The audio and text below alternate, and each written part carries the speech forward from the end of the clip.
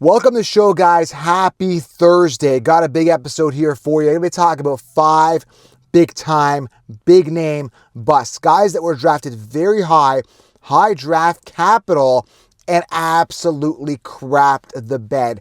This is an accountability video, okay? One of these players is a guy that I recommended. So this is full accountability. I hold myself accountable for a guy that I was pushing really, really hard, okay?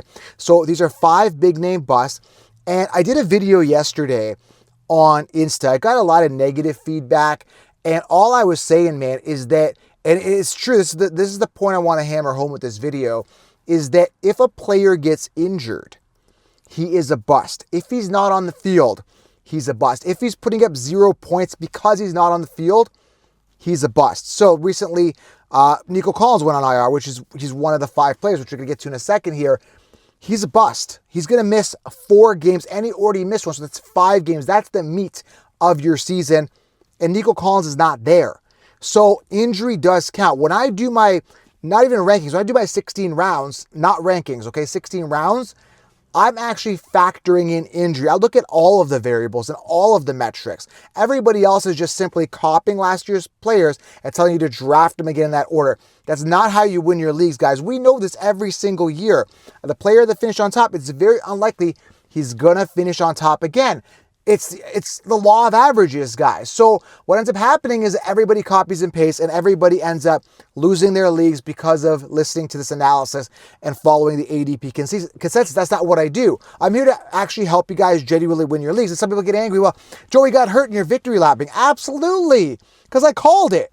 Okay, now not necessarily with Nico Collins. I just said that he's gonna decline and he's in a situation. Well, let's get right to it here. Let's get to the first guy, is Nico Collins. But before I do even that, make sure you guys hit the thumbs up, smash it, tap it, slap it. Hit the thumbs up, guys. This channel will put you light years ahead of the sheep, guys. So hit the thumbs up and drop a question below. If you're looking at starts and sits for week 6, I'll also try to get to some of those questions as well. So drop your question below. But the main focus of this is like big name busts, these 5 big names, and I got a bonus one here for you at the end as well. So let's talk about it. The first guy is Nico Collins. And again, a lot of people got upset with me. Well, Joe, he's not a bust. He got hurt. But he's going to miss 5 weeks, and he's probably going to miss more. Like, this hamstring could linger all season. We don't know. That the reason I avoided him is, number 1, he was very expensive. Number 2, his targets weren't that high. He was 25th in targets last year without Diggs and Dell there. And not to mention now, he's showing that he's possibly injury prone. We hadn't seen enough out of Nico Collins for him at a full season, really go. We kind of saw last year he did good, but we hadn't seen like a full season pressure, like taking that wide receiver 1 role. He really isn't a true wide receiver 1, and he looked good for the games that he played. I want to give him credit, and I want to give you guys an understanding that I'm not just hating on Nico Collins. I'm just saying that if he's not on the field, he's a bust. I apologize to absolutely nobody when I say this, that he sucks. If he's not on the field, he sucks. If he can't stay durable and he can't stay healthy, he sucks. So he's a bust. I don't care if he comes back and wins leagues, because he is missing the meat and potatoes of your league. We're heading into NFL Week 6. If he's not on the field, he's a bust. So that's the first guy here I want to talk about, Nico Collins, and I told you to avoid him, okay? Number 2 is Tyreek Hill. He's done. He's washed. This is a guy who's in his 9th season. I said he'd have his over-the-cliff year. And listen to this, okay? 6.6 fantasy points, 7.0 fantasy points, 8.2 and 12.9 the last 4 games. This guy sucks. And you can say, well, hey, it's the quarterback play. But again, law of averages. Once this guy's been doing so good for so long, something's going to happen. And I factor all this in. I factor in age. I factor in law of probability. I factor potential injuries. I look at all of the variables and I say, hey, draft somebody safe for round 1 or 2, right? So another guy that's busted is Tyreek Hill. Sucks, washed up. If you got him on your league, trade him now. He got a 12-point game. I don't think he's going to beat that. Maybe he has a big game. He actually scores a touchdown. I don't think he's had a touchdown all season. Has he had like 1? Maybe none. I don't think he's even had a touchdown all season. Maybe he did week 1. But listen, this guy's 30 years old, 9th season. He's a big-time diva, and he's been absolutely sucking. And some people say, well, Tua comes back. He does well. Yeah, possibly. But right now, he's done nothing for you guys. This guy's a first-round pick. He's absolutely busted. And, I wish you guys hadn't drafted him, and I have no stock in him as well. The third guy is Christian McCaffrey. I'm going to rub salt in the wound. I'm going to keep talking about this guy because he absolutely sucks, okay? Now, Christian McCaffrey is a guy that had I think I counted 10 red flags. Let me give you a couple of them right now. And everybody had him as the first overall pick. And I said, do not draft Christian McCaffrey. He's going to bust this year. I guaranteed it. And this is the case where I did predict injury, because what goes up must come down. And he had shown signs of injuries in 2020 and 2021, playing a total of 10 games.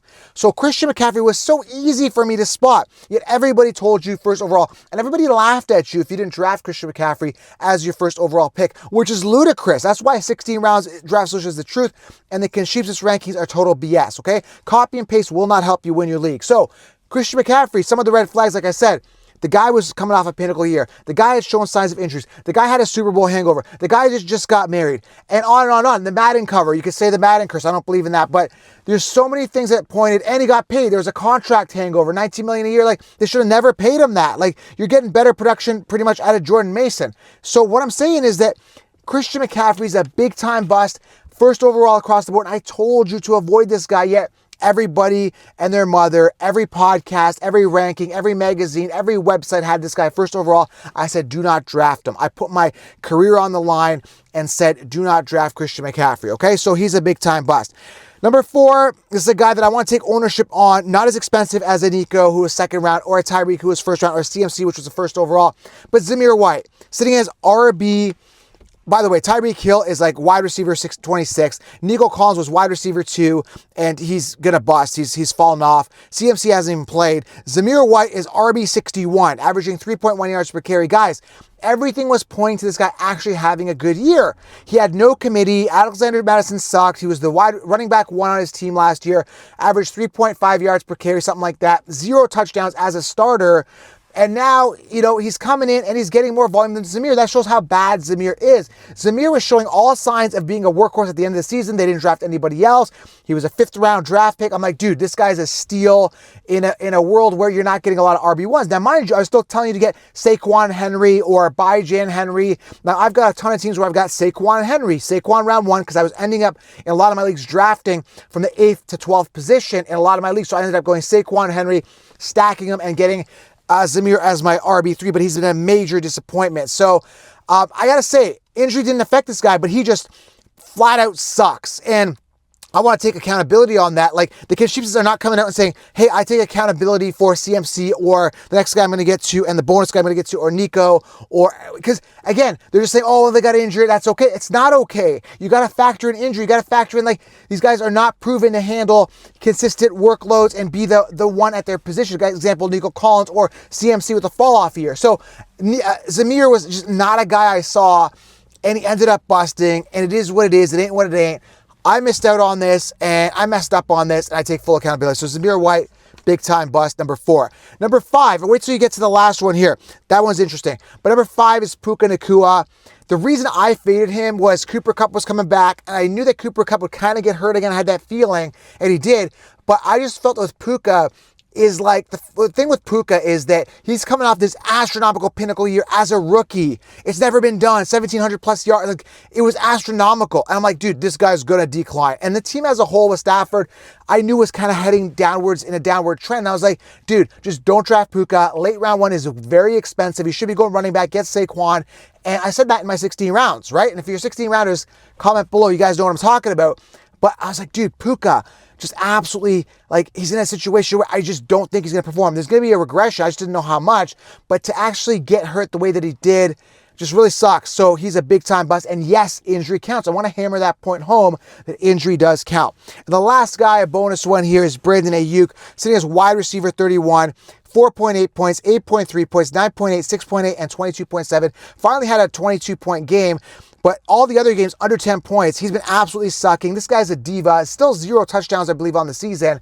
Absolutely sucks, guys. I mean, this is a guy that, like everybody was telling you, 3rd round. Him and Debo have absolutely been sucking. So again, I've been saying this a lot. He's not that good. And when he's out there trying to fetch this big mega contract and going to these different teams and nobody wanted to sign him because they saw what I saw, he's not that good. So anyways, Ayuk's my number 6. Absolutely sucks. Big time bust. And there's a ton of other guys that have been busted. I just want to kind of focus on these 5 and hammer the point home that injuries do count. I factor them in when I'm doing 16 rounds. I look at the probability of injury. You can't predict injuries. Yes, you can. You can look at trends. You can look at situations. You look at patterns. You look at what goes up must come down. Law of probabilities, right? Like you can only stay on top for so long before you go down. Okay, like what goes up must come down. Everything's got its reciprocal. Dark, night, right? Like day, night, right? Up, down. Left, right, everything's got like it's reciprocal. So it's like, dude, you have to see through this stuff, okay? So if you're new to the channel, smash, tap, and slap. If you have any starts and sits questions, drop them below. And of course, join the Counselor's Edge. I just started that group right now for all the straight up picks, picks against the spread, and of course, some prop picks, okay, guys? So again, injuries do count. I apologize. Zero apology for saying Nico Collins is a bust and he sucks. I don't care how well he was doing. He's going to miss. He missed last week. He's going to miss another 4 games and probably more. He comes back, gets hurt again. Like, it's crazy. He can't be trusted. Talent is good. You can be as talented as you want, but if you lack durability, right, then you're useless to me. You're putting up 0 points, okay? And this is the meat and potatoes of your league. You need to win these 4 weeks. And imagine your second round pick being out. Again, I'm very fortunate by doing my research that I don't really get plagued with injuries because I know who's who and I have a backup plan for a backup plan. That's 60 rounds. So if you haven't gotten 60 rounds, make sure you guys grab it next year to make sure you guys have the optimal draft that is close to an ironclad roster as possible. And I call this every year, man. Last year I called T. Higgins round 2 bust. I called Austin Eckler bust. I called Tony Pollard bust. And I called on and on and on. Yet Sheepsits are still copying and pasting, and that is not the future of fantasy football. That's not how you win your fantasy football leagues. It's about anticipating, grabbing 16 rounds, and making sure you're subscribed to this channel. Hit the thumbs up, guys. Hope you have a great day. I'm here to pick up my kids. Got to get to it here. They're done school now. I appreciate you guys being here, and injuries do count. We'll talk soon, guys. Have a great day. I'm out.